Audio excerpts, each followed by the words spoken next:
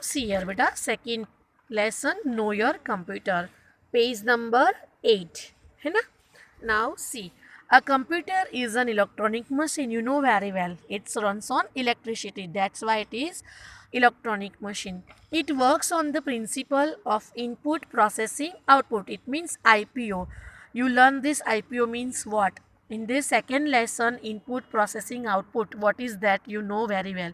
This can be understood in the following way. Example, this is your CPU, this is your keyboard and mouse, and the last one printer and speakers. Okay, then they are the monitor, speakers and printers. So the first one, the two devices are known as input devices, that one keyboard and mouse. Why it's known as input device?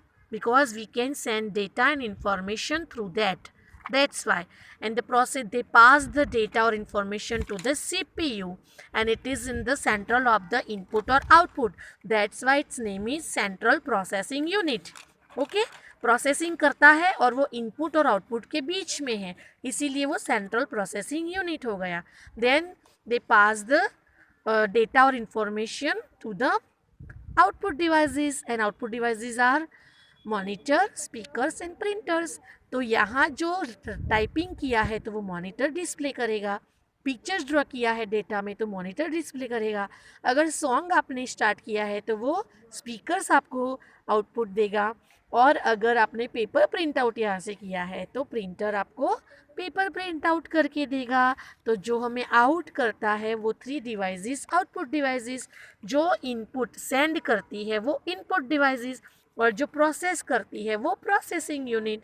Okay, keyboard and mouse are input devices, CPU processing unit, and output devices means monitor, speakers and printers. Okay, learn about now what you learn in this chapter: hardware, software, storing data in computer.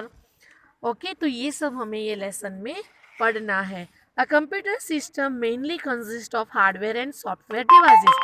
Hardware मतलब जिसको हम touch कर सकते हैं, और वो computer के parts कि जिसको हम टच कर सकते हैं वो हार्डवेयर, जैसे कि keyboard, mouse, monitor, speaker, CD, pen drive. Okay, जिसको टच कर सकते हैं वो हार्डवेयर. एंड सॉफ्टवेयर मीन्स जो कंप्यूटर में प्रोग्राम्स होते हैं. ओके, तो वो सॉफ्टवेयर जो कंप्यूटर में इंस्टॉल होता है वो software. Example paint, MS Word, MS Excel, Tux Paint, है ना बेटा, वो सब सॉफ्टवेयर होता है. क्लियर. तो अब हम सबसे पहले हार्डवेयर के बारे में पढ़ेंगे. Hardware, all the physical devices of a computer that we can touch. अभी बोला ना बेटा, जिसको हम टच कर सकते हैं physically, see are called hardware. Underline it. What is hardware? Then underline all the physical devices of a computer that we can touch and see are called hardware. Based on their functions they can be divided into different categories. वो अपने part के हिसाब से वो उसकी characteristic भी होती है ना, अलग अलग काम करते हैं ना. ऐसा नहीं कि हार्डवेयर सेम काम करता है. हार्डवेयर में जैसे कि CPU है तो उसका काम अलग होता है, माउस है तो उसका अलग होता है यूज़, और वो. ओके, तो नाउ सी यार devices, the devices are given to you, उसके यूज़ एंड एग्जाम्पल्स. तो see the first one, input devices. They these are used to give inputs to a computer. Okay, I told that ki input devices are used to send the data to the CPU. Okay, so which are the input devices? See here, the examples are given to you. The first one, mouse, keyboard and microphone, they are the example of input devices, है ना. Now see the processing device means CPU, processing device. What is the use of that? So this is used to process the given input. हमने जो input दिया है उस पर वो process करता है कि वो कौन सा सेंटेंसेस है तो वो सेंटेंसेस बना के ही हमें शो करेगा. मैथमेटिकल्स है तो वो प्रॉब्लम सॉल्व करके ही हमें देंगे. ओके, तो जो भी हमने डेटा इनपुट से दिया है वो प्रोसेस करने के लिए प्रोसेसिंग यूनिट में जाता है. तो example CPU, central processing unit. Okay, now see the output devices. तो what is the use of output devices? तो output devices enable to use receive the data, बेटा डेटा रिसीव करने के लिए होता है। ओके, तो ऐसी कौन सी डिवाइस होती है जिससे हम डेटा रिसीव करते हैं? तो अब भी हमने बोला है ये कि प्रिंटर से पेपर प्रिंट आउट होता है तो वो हमें हम उससे रिसीव करते हैं। स्पीकर से साउंड रिसीव कर सकते हैं। मॉनिटर से हमने जो भी ड्राइंग किया है, कुछ भी रिटर्न वर्क किया है, तो वो हमें डिस्प्ले करता है उसकी स्क्रीन पे।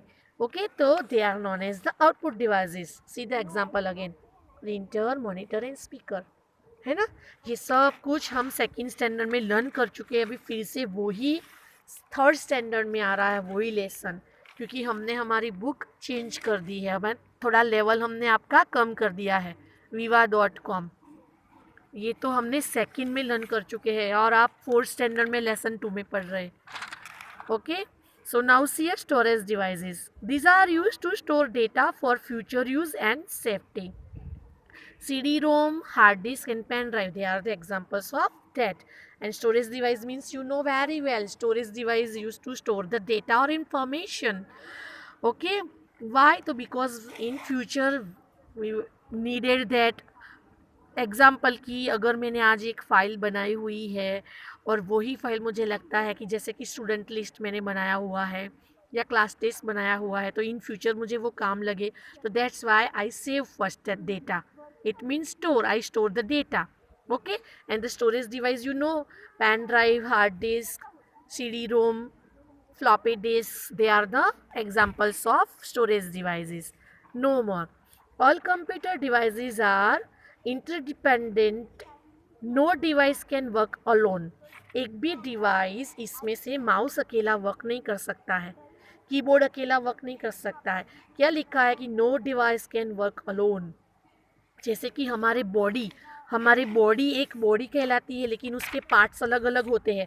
जैसे कि हम लेग्स के बिना नहीं चल सकते, हैंड्स के बिना रिटर्न वर्क नहीं कर सकते, आँखों के बिना हम देख नहीं सकते। सेम ऐसे मॉनिटर के बिना डिस्प्ले नहीं कर सकते डेटा, कीबोर्ड के बिना डेटा एंटर नहीं कर सकते, CPU के बिना डेटा प्रोसेस नहीं हो सकता, प्रिंटर के बिना डेटा प्रिंट आउट नहीं हो सकता। ओके, तो एक दूसरे पे डिपेंडेड है। क्लियर। और वो जब 4 पार्ट्स मेन मिलते हैं तब एक कंप्यूटर ख़त्म होता है। ये सब हमने फर्स्ट सेकेंड में पढ़ लिया है। Now see the input devices.